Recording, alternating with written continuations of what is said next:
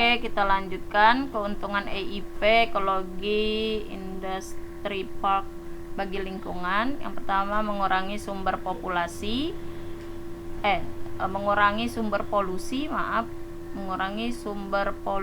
dan limbah. Kemudian mengurangi beban lingkungan melalui pendekatan yang lebih inovatif menuju produksi bersih. Ya, jadi mengurangi sumber polusi dan limbah tadi ya, kita lihat dalam kawasan suatu industri, sehingga limbah lumpurnya, limbah cairnya bisa diolah menjadi kertas, menjadi pupuk, kemudian bisa diolah melalui IPL-nya, diolah untuk menjadi biogas, kemudian juga menghasilkan etanol ya, energi terbarukan.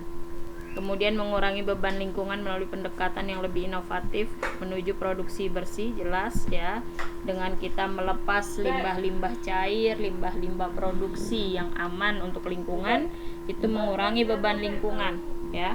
Kemudian keputusan mengenai lokasi EIP, infrastruktur dan target requirement tergantung pada batasan kapasitas pendukung lokal dan karakteristik ekologi dari lokasi yang potensial, jelas ya.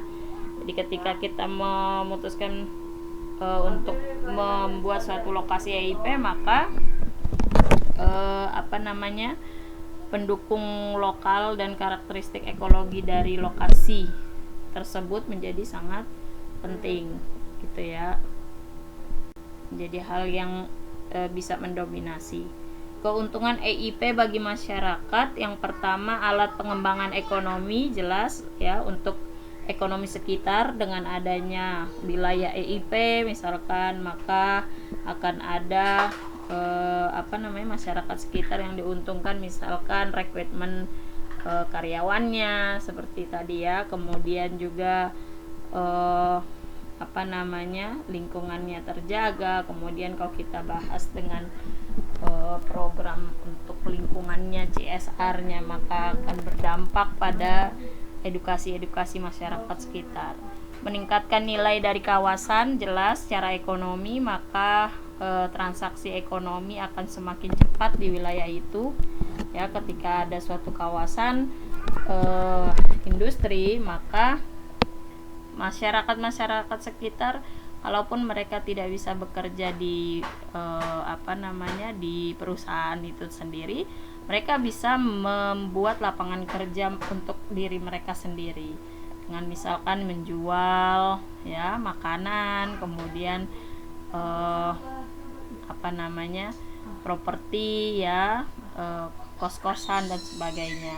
Kemudian terciptanya lapangan kerja baru tadi ya, seperti yang saya jelaskan. Dan bagi pemerintah, EIP menjadi lahan untuk mengkaji dan menerapkan peraturan dan kebijakan yang lebih efektif bagi lingkungan dan menguntungkan bagi kalangan usaha, jelas ya. Jadi bagi kalangan usaha, jelas dia akan lebih secara keuntungan dia bisa mendapatkan lebih banyak, karena dari limbah-limbah yang mereka hasilkan jika dikelola dengan benar juga menjadi produk-produk baru yang bisa untuk dipasarkan.